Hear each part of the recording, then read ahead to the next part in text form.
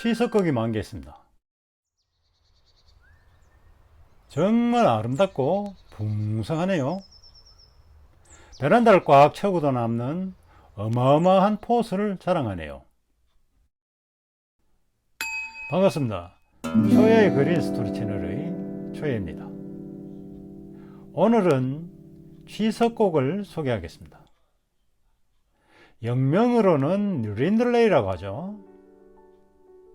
아무튼 이 취석곡은 지난 영상에 출연한 엉팡이 혹시 꽃이 안 피면 어떡할까 하는 노파심에 올봄에 대구에 가서 직접 데려왔습니다. 올해는 취석곡이든 엉팡이든 꼭 꽃을 보고 싶었기 때문이죠.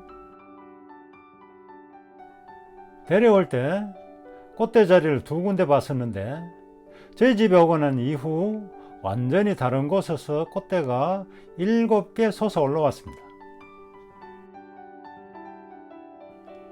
취석곡이든 엉팡이든 벌브가 크고 충실할수록 꽃송이도 크기 마련이죠. 지난번에 엉팡과 이 취석곡은 벌브와 꽃의 크기 차이가 정말 많이 나네요. 엉팡이 겨우 손바닥을 가릴 정도의 크기라면 이 취석곡은 저희 상반신을 완전히 덮을 기세입니다. 지난 영상에서 이 취석곡의 꽃이 20개라 했나요? 지금에 와서 보니 제일 많은 것이 27개군요. 그럼 여기서 엉팡과 취석곡의 혈연관계를 이야기하겠습니다. 중국 남부와 미얀마, 라오스, 태국 등 몇몇 동남아 국가에서는 취석곡과 소황화석곡이라는 착색란이 있습니다. 그런데 취석곡은 보시다시피 엄청나게 큰 벌브와 꽃송이 때문에 일반 가정에서는 약간 부담이 될 수 있죠. 그래서 여기에 아주 작은 벌브의 꽃이 한두 송이 피는 소황화석곡을 교배하여 그 중간 크기의 개체를 얻으려는 시도를 했습니다. 예상이 적중하여 적당한 크기의 개체가 탄생했는데 그게 바로 엉팡이죠. 지금 저희 집에는 5년 전에 사들인 취석곡과 올봄에 사들인 이 취석곡, 그리고 작년에 산 엉팡과 소황화석곡이 있습니다.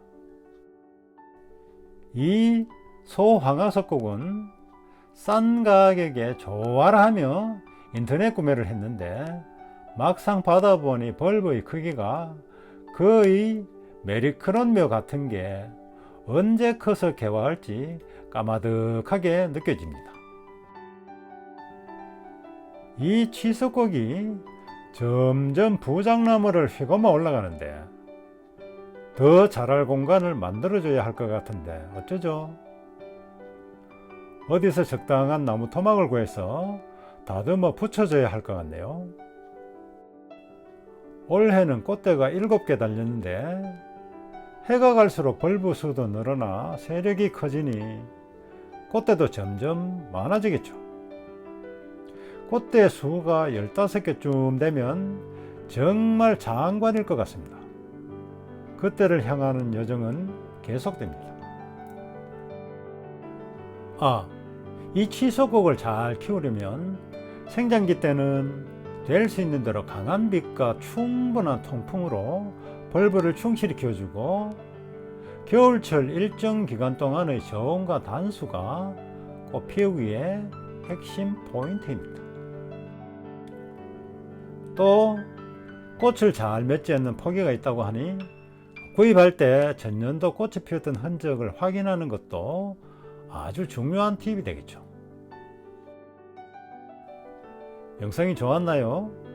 궁금하거나 하실 말씀은 댓글에 남겨주시고 구독과 좋아요는 영상 제작에 큰 힘이 됩니다.